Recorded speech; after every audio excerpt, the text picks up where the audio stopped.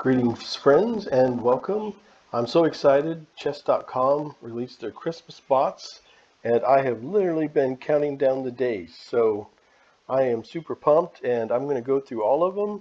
And I thought I'd start with Powder, rated 800. And Really? That sounds pretty good. Don't let that 800 fool you. I think, in my opinion, you still have to stay on your guard, and you never know. There's like the old chess saying, could fall for a curveball anytime, so you gotta be careful.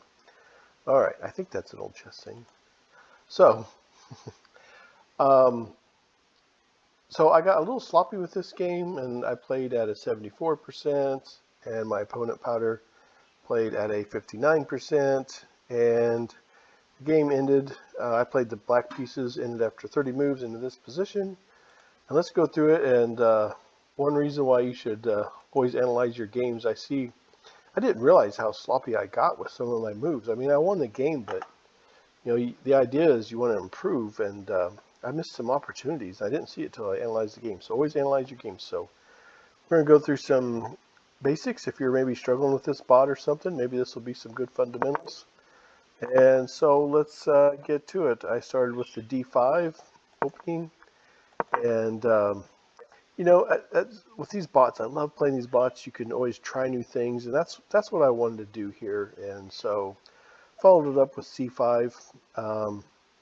Okay, so let's keep this going. I want to show you a mistake I made, and an opportunity that I just totally lost. So, okay, so usually in the beginning of the game, just remember this: if you're fairly new to chess, control the center, and develop your pieces. These are your minor pieces, and you want to get them out. And usually you want to get the knights developed before the bishops, usually, all things being equal. And this is the knight's prime spot, this F and C file. But, just remember to control the center. That's the big takeaway here. Okay, so let's get to this. I want to show you some mistakes I made. Okay, first of all, this is my first mistake. Looking at this, just reviewing the game, why in the world did I not bring my bishop here? I mean, that's hammering down this piece. I still got this. I got the queen pinned. This right here would have been the ideal spot, and I just totally didn't even see it in the game.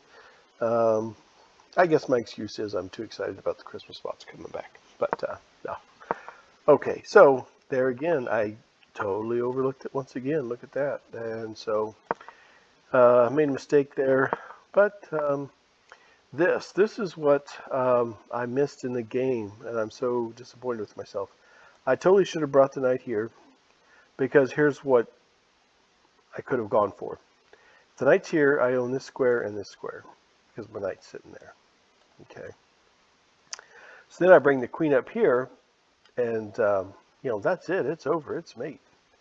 And that's totally what I should have went for. Oh my gosh, that would have been so beautiful. Totally missed it in the game. But anyway, that's the nice thing about these bots. They're so much fun. I'm going to make my way through all these Christmas bots here, so stay tuned because I have more videos coming. Okay, let's get to it. So here, okay, I wanted to point this out. This is another inaccuracy that I made, and I'll tell you why. Because when you have a major piece and you have a pawn in front of it, especially at the center of the board, you should usually be looking to push this pawn. Instead, I had my sights on castling and getting this bishop. This bishop, it wasn't much of a development, but it is development a little bit. Got it off the back rank. But it's just one of the basic concepts of chess is get your major piece, pawn in front of it, and push it. And especially down the center of the board, again, missed it. So hopefully the audience can learn from my mistake as well. Okay, let's keep this thing going. Yeah, I should have took a little more care about where my pieces were. But, I usually I want to castle before the 10th move usually. So I'm starting to get antsy about that, but okay, let's keep this going. That's neither here nor there now. Here, again, I missed this again. Pushed that pawn. I had the queen behind it. Should have pushed up this d file. The knight was going to be, looking down with his bishop, but it was protected with this pawn. That would have been fine. I don't like double stacked pawns, but I would have been threatened this knight at the same time. So totally missed it, I confess. All right, let's keep this thing going. Miss it again. I am just blind to the center of this board, folks, in this game. Okay.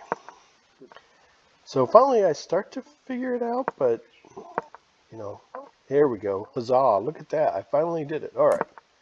So, yeah, they castle should have took care of that knight. So now I finally own this file here with future ideas of attacking this queen. I know it's protected at the moment, but that's kind of what I had my sights on. Okay, so let's keep this going. And now I'm just trying to, I have a relative pin on this queen right here. So I'm pretty excited about that. And yeah, so let's keep this going here. Okay, so now I've got some real pressure on this bishop. And that's what I was looking to do. All right. And there it is. Okay, so now I'm up 6 points. Minor pieces worth 3, rook's worth 5, queen's worth 9. Pawn is not a piece, but it's worth 1 point. So I'm up 6. So I'm just looking to exchange at this point, and he doesn't move his queen, so I'll take it. And so here, this is something I just want to point out. Right now, my opponent owns this D file. Well, the reason why I came here with my rook is because I want to own the D file. And so that's stronger than my rook just sitting here behind a pawn.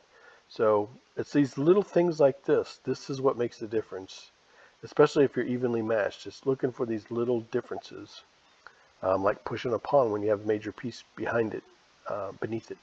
So anyway, that I failed to do. So, but now look what happened. Now I own the D file and not my opponent. So I'm a little bit stronger than my opponent now because of that. So that's great. Okay, so let's keep this going. And one thing always look for is, these knights are notorious for forking pieces, and that's what I was looking for, and was able to hit it. So, okay. And I hadn't thought about, when I was watching this game, I thought about just getting my knight out of trouble, but I hadn't thought about setting it there and protecting and getting my rook out there on the that first rank. So should have done that, but okay. Hopefully this gives you ideas watching my mistakes. So here, why in the world would I sacrifice my bishop? And this is where sometimes people play chess like checkers. Well, I'll take this piece, you take that piece, and then whoever has the last move is eventually the one who wins. So looking for things like this with this bishop sacrifice, I wanted to get this queen up here because I'm eyeing, a win. As soon as I get my rook and my queen connected, that's the thing. You got to have your pieces work together. I knew that this was going to be a win, so sacrificing the bishop, absolutely. And the opponent should not have taken, because it opens up my ability to connect my major pieces, 2 major pieces. And so there goes the knight, and there is the win.